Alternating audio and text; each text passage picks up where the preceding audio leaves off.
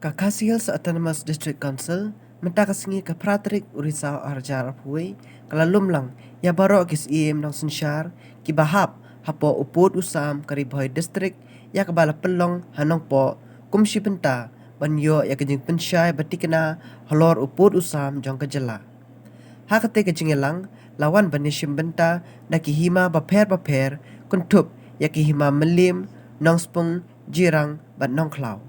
UCEM KKHADC ubah Titus Khan ulaong batang syudap unya kendo menteri ke sorkar jela bat ban kerpat ya ke sorkar baka jinge keren baka sorkar Assam kadeban long katkum kikot kisla ba an sa IT da ka district council.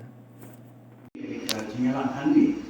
kalau hadir bagi ke boundary komisi coba bila form dalu kas dan araja tak hendak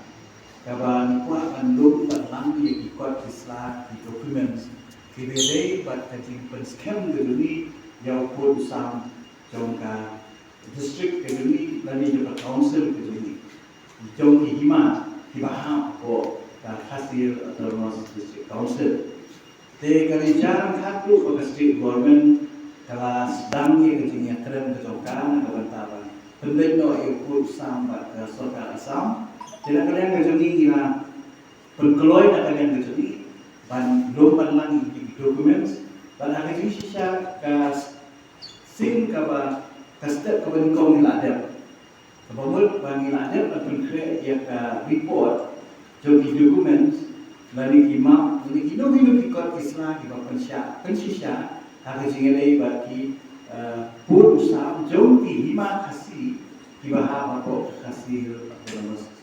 council. Kabul ni yang kalau kata nomor ba ka territorial state ke jogi kakun di masih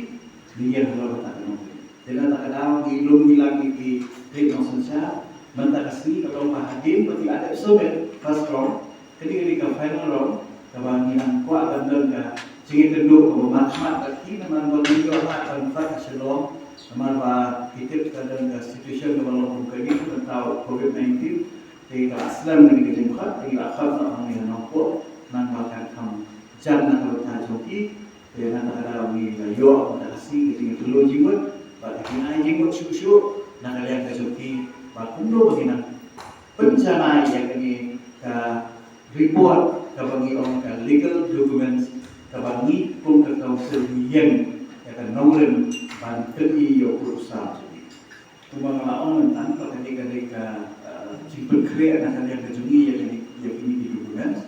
but tapi sudah finalize yang saya kedua ke state government ban handover lani ban sovet saya ke state government bakal jinge keren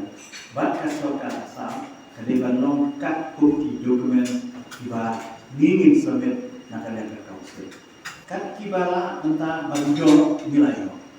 Jadi saya kidangkan kemudian akan yang kehima jerak kita kempawa kidangkan kima tiba kidang yo. Unjuk kehima sepung kidangkan ke Islam. Apapun tak terlihat tiba kehima meliru kampala dan sobat ke Islam. Kidangkan kuali kibala puluh apa tayo ke bakat dulu jumlah benai dan sobat no jadi ke Islam.